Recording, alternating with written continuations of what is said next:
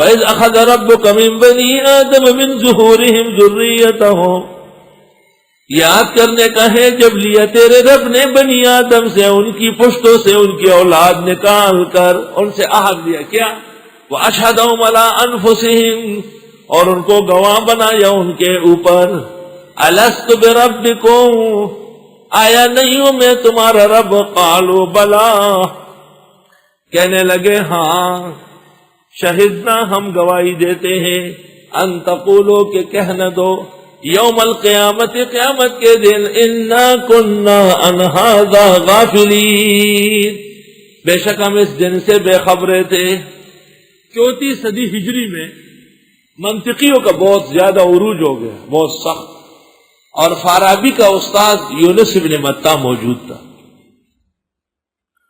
اس نے اعلان کیا کہ بغیر منطق کے اسلام نامکمل ہے، منطق پڑھنا فرض ہے۔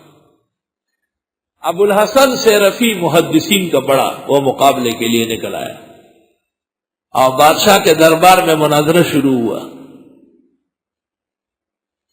تو ابو الحسن سیرفی نے ابن متہ سے کہا، فارابی کے استاد سے، الیس الدین کاملا بغیر المنطق، منطق کے بغیر دین کامل نہیں ہے؟ تو اس نے کہا بلا۔ جب اس نے کہا بلا تو ابو الحسن نے بادشاہ کو دیکھا کہ یہ تو نام بلا نہیں سمجھتا ہے، اس سے مناظرہ کیسے ہوگا؟ بادشاہ سمجھ گیا کہ اس کو منطق کا ناس تو ہے، عربی کے ابجد سے واقف نہیں۔ جب بلا کہہ دیا تو دعویٰ ثابت ہو گیا نا کہ الدین کامل بلا منطق، منطق کے کسی قاعدے اور قانون کے بغیر اسلام مکمل ہے۔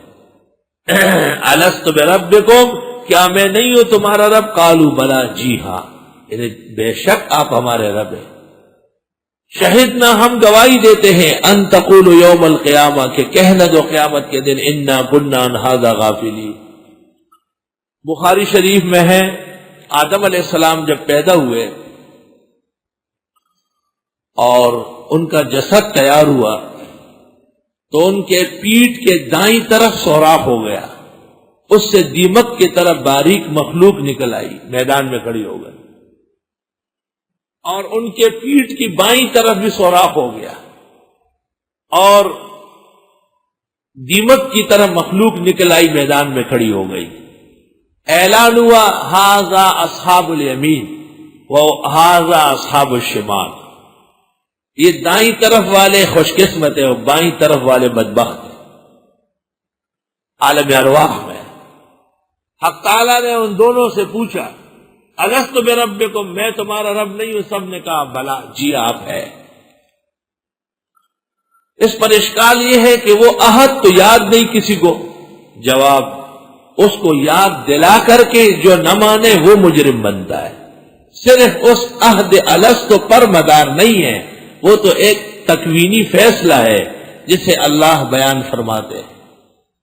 جیسے اللہ آدم کی تخلیق کا ذکر کرتا ہے تو اس پر مدار احکام نہیں ہے، جو احکام دیے جاتے ہیں اس کے خلاف کرے تو پکڑ ہوتی ہے۔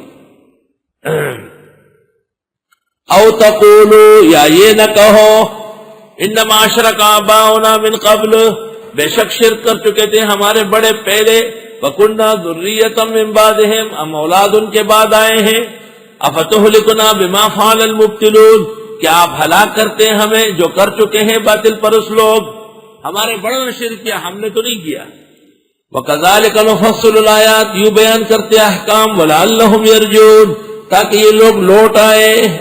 لَهُمْ قُلُوبٌ لَا يَفْقَهُونَ بِهَا، ان کے دل ہے لیکن سمجھتے نہیں ان سے۔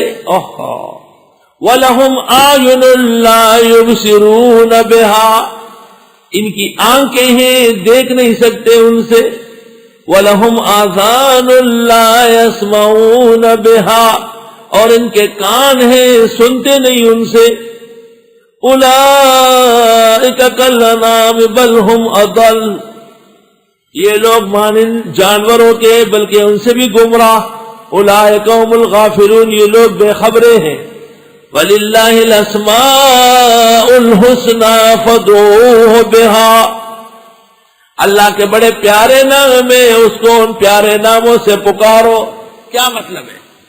اللہ تعالیٰ کے احسان اور رحمت کو متوجہ کرنا ہے، یا رحمان ہو یا رحیم ہو. اللہ سے علم مانگنا ہے، یا علام ہو یا علیم ہو. اللہ سے توفیق مانگنی ہے، یا حلیم ہو یا صبور ہو یا شکور ہو. اللہ تعالیٰ سے روزی مانگنی ہے، یا رزاق. اللہ تعالیٰ سے شفا مانگنی ہے، یا شافی یا کافی. جس طرح خدا کے اسماء ہے اس طرح اللہ سے مطالبہ ہو. فدعوہ دعا کا یہ مطلب ہے. اللہ کے پیارے پیارے نام ہیں، ان پیارے ناموں کو آپ ضرورت کے لیے استعمال کریں، اللہ کے علاوہ بندوں کو نہ پکارے. وَذَرُوا الَّذِينَ يُلْحِدُونَ فِي أَسْمَائِهِ، چھوڑ دے ان لوگوں کو جو کجی کرتے اس کے ناموں میں. فلاں دستگیر، فلاں غیب دان، فلاں حاجت روا، فلاں بیڑا پار، یہ خدا کے ناموں کو بگاڑنا ہے. وَذَرُوا الَّذِينَ يُلْحِدُونَ فِي أَسْمَائِهِ، چھوڑ دو ان لوگوں کو جو الہاد برتتے ہیں اس کے ناموں میں. علماء لکھتے ہیں عبد الرحمن کو رحمان کہنا اور عبد الغفار کو غفار کہنا یہ بھی شرک ہے، وہ گناہ ہے. ظاہر بات ہے عبد الغفار کو عبد الغفار کہنا ضروری، انہ کان غفارا، غفار تو اللہ ہے. کچھ نام ایسے ہیں جو استعمال ہو سکتے ہیں، رؤوف ہے، رحیم ہے، کریم ہے، ودود ہے، یہ بندہ بھی ہو سکتا ہے، ثنا قول ودود الولود. لیکن لفظ اللہ، لفظ رحمان، لفظ قیوم، لفظ غفار اللہ کے اسامی مبارکہ ہے، بغیر اضافت کے مخلوق کے لیے استعمال ناجائز ہے. اور اگر وہ کہے کہ ہاں تو وہ بھی گناہگار ہو جائے گا. عبد الغفار کو غفار کہے، وہ آواز دے، برابر کا گناہگار ہے. وہ کہے کہ نہیں میں غفار نہیں ہوں، میں عبد الغفار ہوں، آپ مجھے غلط نام سے نہ پکاریں. اللہ وَذَرُوا الَّذِينَ يُلْحِدُونَ فِي أَسْمَائِهِ. ایک بحث یہ بھی کی گئی ہے کہ اللہ تعالیٰ کا نام عجمی ہو سکتا ہے، خدا، کردگار، پروردگار. تو راجح قول یہ کہ ہو سکتا ہے. خود بخاری میں سفیان نے کہا ہے کہ مالک الملک بمانے شہنشاہ کے. بے شک توقیفی نام لینا بہتر ہے، اللہ رحمان رحیم.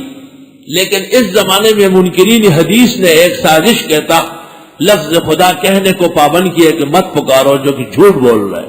لفظ خدا کا استعمال لا کہا علماء صلحاء کے کلام میں ہے. اس واسطے اس وقت بجائے لفظ اللہ کے لفظ خدا کا استعمال زیادہ بہتر ہے، تاکہ منکرین حدیث کا جھوٹ اور جادو ٹوٹ جائے. انہوں نے ایسا کیوں کیا؟ علماء سے اعتماد اٹھانے کے لیے کہ جب یہ بات پختہ ہو جائے گی کہ لفظ اللہ ہی ہے، لفظ خدا ٹھیک نہیں ہے، تو جی مولانا اشرف علی کی کتابوں میں، مولانا قاسم کی کتابوں میں، حضرت گنگوئی کی کتابوں میں، شاہ ولی اللہ مجدد کی کتابوں میں، شیخ سعدی مولانا روم کی کتابوں میں، ساری امت کی کتابوں میں لفظ خدا کردگار پروردگار آ چکا ہے. تو جی ان کو تو خدا کا نام لینے نہیں آتا، تو یہ علماء کیسے تھے اعتماد اٹھانے کے لیے؟ جیسے ایک زندیق نے رسالہ لکھا ہے کہ کیا اذان پر اجرت لینا جائز ہے اور طاعات پر. مقصد یہ کہ یہ مولوی تو تنخواہیں لیتے ہیں، ان سے مسئلہ پوچھنا گناہ ہے، دین پہ روشان ہے. جواب دینی امور پر اجرت لینا جائز ہے. عاجز فقیر نے اس کا جواب دیا ہے. شاید وَذَرُوا الَّذِينَ، چھوڑ دو ان لوگوں کو، یلحدون جو کجی کرتے ہیں، فی اسمائہ اللہ کے ناموں میں. سیجزون ما کانوا یعملون، ان قریب سزا ملے گی ان کو جو یہ عمل کرتے ہیں. وَمِمَّنْ خَلَقْنَا أُمَّةً، اور ان لوگوں میں سے جو ہم نے پیدا کیے ایک امت ہے، یہدون بالحق، جو ہدایت کر رہے حق کی طرف، وَبِهِ یعدلون، اور اسی کے ساتھ انصاف سے قائم ہے. ابن ابی حاتم نے قتادہ سے نقل کیا ہے اور ربی اور انس سے مرفوعاً کہ امت محمد صلی اللہ علیہ وسلم مراد ہے. ہر طرح ہدایت پر امت محمدیہ ہے.